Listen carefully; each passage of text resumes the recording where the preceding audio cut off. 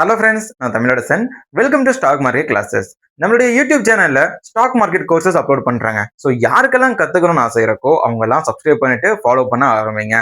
இந்த ஒரு வீடியோ தான் ஃபர்ஸ்ட் டைம் பாக்குறீங்கன்னா பாஸ் பண்ணிட்டு சாப்டர் 1ல இருந்து பார்க்க ட்ரை பண்ணுங்க. காரணம் நம்ம தொடர்ச்சி அப்லோட் பண்ணிட்டு இருக்கோங்க. ஏதாவது ஒரு விஷயம் உங்களுக்கு தெரியலனாலும் அதை நீங்க ஃபியூச்சர்ல யூஸ் பண்ண முடியாம போயிடும். ஸோ ஹாட் அண்ட் டாபிக்ஸை பார்க்கறதை விட்டுட்டு சைக்காலஜிக்கல் கான்செப்ட் நம்ம ஆல்ரெடி போட்டிருக்கோம், அதை பாருங்க.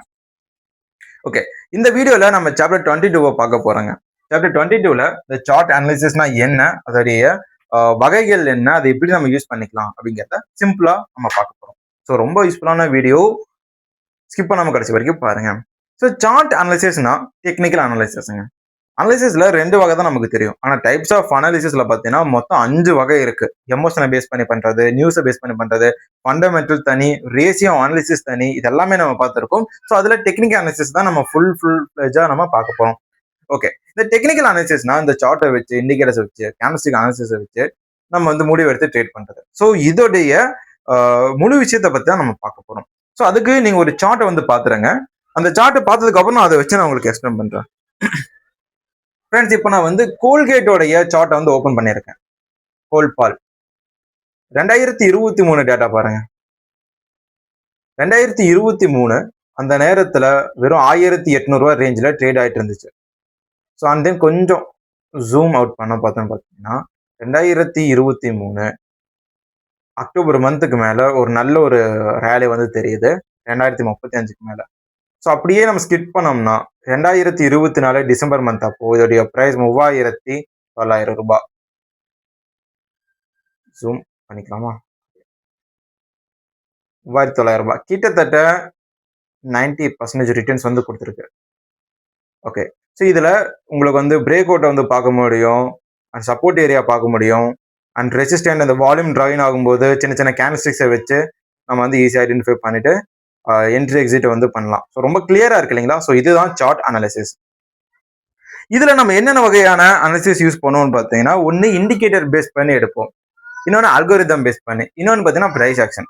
பிரைஸ் ஆக்ஷன்ல சில டூல்ஸை வச்சு பேட்டர்ன்ஸோ இல்லைன்னா வேற ஏதோ ஒரு இண்டிகேட்டருடைய சப்போர்ட் மூலமாவோ நம்ம பிரைஸ் ஆக்ஷன்ல என்ட்ரி எடுப்போம். ஓகேவா? ஸோ பிரைஸ் ஆக்ஷனா என்னென்ன நம்ம ப்ரீவியஸ் வீடியோல சொல்லியிருக்கோம். அதை பத்தி தெரியாதவங்க advantages and disadvantages and full details எல்லாமே கவர் பண்ணிக்கும், போய் பார்த்துட்டு வந்துருங்க. ஓகேங்க, இந்த சார்ட் அனாலிசிஸ் நம்ம எதுக்கு யூஸ் பண்றோம், இது எப்படிலாம் யூஸ் பண்ணலாம்னு பார்த்தீங்கன்னா, ஃபர்ஸ்ட் சிம்பிளிசிட்டி. ரொம்ப சிம்பிளா இருக்கும். இப்போ ஃபண்டமெண்டலி பார்த்தீங்கன்னா இந்த சார்ட்ல என்ன நடக்குதுன்னு நம்மளால உடனே எல்லாம் செக் பண்ண முடியாது. நியூஸ் இருக்கா, அதுக்கு 4-5 நியூஸ் படிக்கணும். ஒரு ஆர்டர் இருக்கா, அந்த ஆர்டருடைய வேல்யூ என்ன, அது என்ன பண்ண போறாங்க, அதை எந்த டியூரேஷனுக்குள்ள பண்ண போறாங்க, அதோட மார்ஜின் எவ்வளவு இருக்குன்னா நம்ம ஃபுல்லா உட்காந்து ஒர்க் அவுட் பண்ணிட்டு இருக்கோம். ஆனா சார்ட்டை பொறுத்த வரைக்கும் அது கிடையாது. டெக்னிக்கல் அனாலிசிஸ்ல அதோடைய ட்ரெண்டையும் அதோடைய எமோஷனையும் ஈஸியா நீங்க பார்க்க முடியும். அண்ட் தென் ரொம்ப முக்கியமான விஷயம், ஃபண்டமெண்டலை பொறுத்த வரைக்கும் இன்வெஸ்டர்ஸ் தான் பார்த்தீங்கன்னா ஓவர் வெயிட்டேஜா இருக்கும். ஏன்னா அவங்க லாங் டேர்ம்ல இன்வெஸ்ட் பண்ண போறாங்க. 100 ரூபாய் போட்டாங்கன்னா அது 1000 ரூபாயை எடுக்கணும் அப்படின்னு ஆசைப்படுவாங்க. ஆனா இப்போ currently middle class people use பண்றாங்கன்னா எதுக்காக யூஸ் பண்ணுவாங்க? லாங் டேர்ம்ல சம்பாதிக்கணும் அப்படின்னா கிடையாது. ஏன்னா அவங்க கிட்ட இருக்கிறதே 1 லட்சம் 2 லட்சம் இந்த மாதிரியான சின்ன சின்ன அமௌண்ட். இதை ட்ரேட் பண்ணி பெருக்கலாம் தான் யோசிப்பாங்க.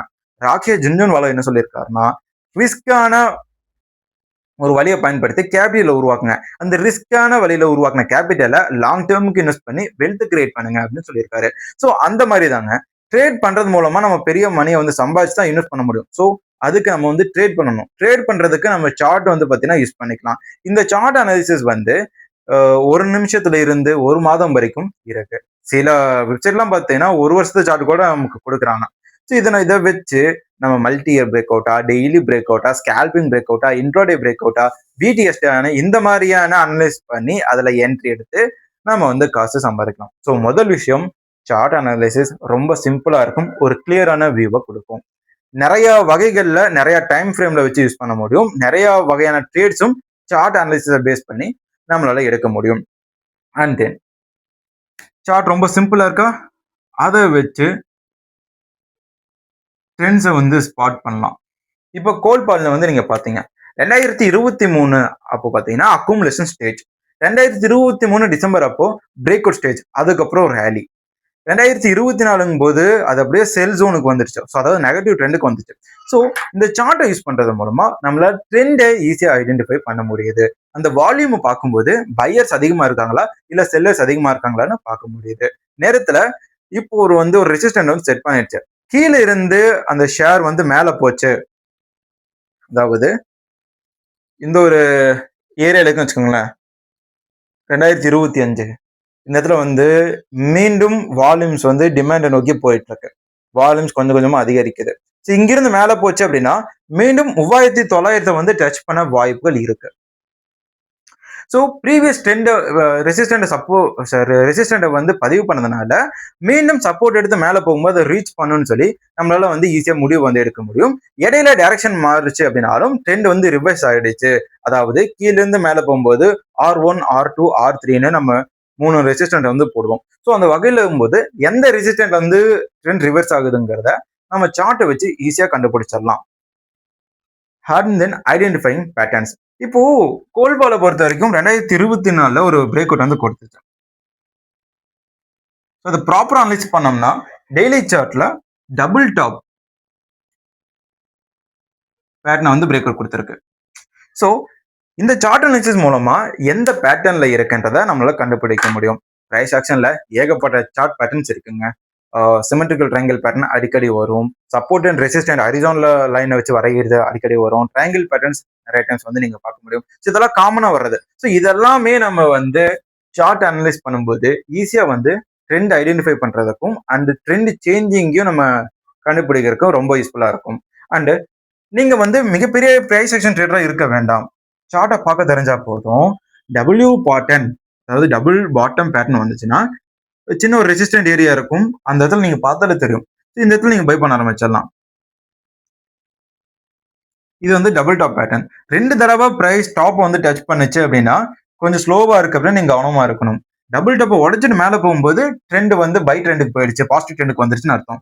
நிறைய நேரத்துல டபுள் டாப்பை டச் பண்ணிட்டு கீழே விழுகும். ஒரு 10% கீழே விழுந்துட்டு தான் பங்கு வந்து மேலே போகும். ஸோ இந்த மாதிரி சென்டிமெண்ட்டை வந்து ஈஸியா நம்ம ஐடென்டிஃபை பண்ண முடியும் சார்ட்ஸ்ல. அதே தென் பேட்டர்ன்ஸை தவிர கேண்டல்ஸ்டிக்ஸ்னு ஒன்று இருக்கு. கேண்டல்ஸ்டிக்ஸ் பேட்டர்ன் நிறைய பேர் தெரியும். இந்த புல்லிஸ் என்கல்ஃபிங், ஹேமர், ஒரு நெகட்டிவ் கேண்டில் வந்து பக்கத்துல பெரிய புல்லிஸ் கேண்டில் வந்துச்சுன்னா அது புல்லிஸ் என்கல்ஃபிங்.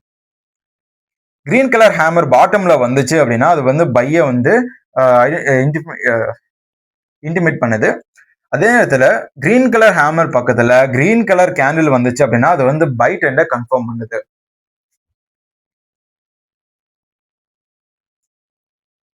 ஒரு மிகப்பெரிய ரெட் கலர் கேண்டில் பக்கத்துல நடு சின்ன பகுதியில பார்த்தீங்கன்னா கிரீன் கலர் கேண்டில் வந்தது அப்படின்னா அதுவும் பை ட்ரெண்டை வந்து காமிக்குது. ஸோ இந்த மாதிரி கேண்டல்ஸ்டிக் பேட்டர்னை ஈஸியா ஐடென்டிஃபை பண்ண முடியும். அண்ட் தென் பேட்டர்ன்ஸையும் பார்த்தீங்கன்னா சார்ட் அனாலிசிஸ்ல ஈஸியா ஐடென்டிஃபை பண்ண முடியும். ஸோ அதனால இதுக்கு நம்ம வந்து உதவுது. Entry and exit. இப்போ நம்ம வந்து ஒரு என்ட்ரியை வந்து பேட்டர்ன் பேசிஸ்ல எடுக்கிறோம் அப்படின்னா அதோடைய டார்கெட் என்னன்னு ஃபிக்ஸ் பண்ண முடியும், ஸ்டாப் லாஸ் என்னன்னு ஃபிக்ஸ் பண்ண முடியும். ட்ரெயிலிங் ஸ்டாப் லாஸும் பார்த்தீங்கன்னா சார்ட் பேட்டர்ன் வைக்கும்போது ஈஸியா வைக்க முடியும். ஃபண்டமெண்டல் யூஸ் பண்ணும்போது ட்ரெயிலிங் ஸ்டாப் லாஸை வந்து நீங்க யூஸ் பண்ணவே முடியாது.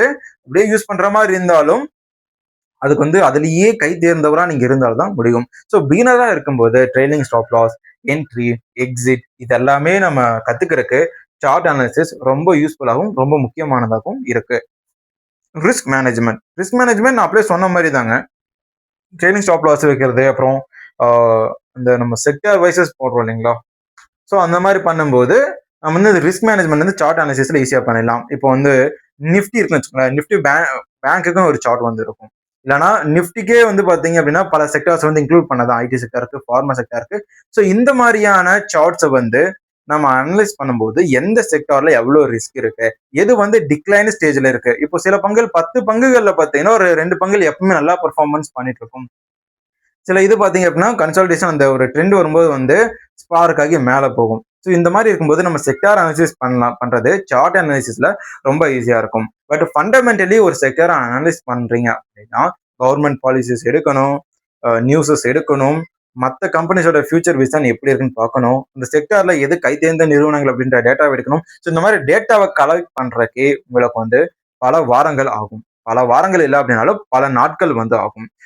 பட் டெக்னிக்கல் அனாலிசிஸ்ல இந்த சார்ட்டை வச்சு நீங்க ஒவ்வொரு செக்டரா பார்க்கும்போது ஒரு ரிஸ்க்கை வந்து நீங்க ஈஸியா வந்து மேனேஜ் பண்ண முடியும்.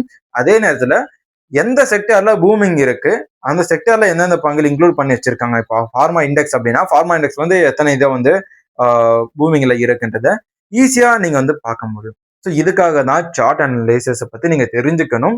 ஸோ இதுதான் சார்ட்டை பத்தின ஒரு டேட்டா. ஸோ இந்த சார்ட்டை பத்தி நீங்க தெரிஞ்சுக்கிட்டீங்க அப்படின்னாலே நீங்க ஓரளவுக்கு சக்சஸ் வந்து பண்ணிடுவீங்க. உங்களுக்கு வந்து நீங்க பிகினரா இருந்தீங்க அப்படின்னா சார்ட்டை நீங்க ஏன் யூஸ் பண்ணணும் அப்படிங்கிறதுக்கான முதல் விடை சிம்பிள். ரொம்ப சிம்பிளா இருக்கும். ட்ரெண்ட்ஸை வந்து ஈஸியாக கண்டுபிடிச்சிடலாம். அண்ட் பேட்டர்ன்ஸ், கேனஸ்டிக்ஸ் இதை வச்சு நம்ம என்ட்ரிங்கிறத எடுத்துக்கலாம். ஓகே, இதுதான் ஒரு பேசிக்கான ஒரு கான்செப்ட். இது ரொம்ப யூஸ்ஃபுல்லாக இருக்கும் நம்புறேன். தேங்க்ஸ் ஃபார் வாட்சிங். Tata, bye bye.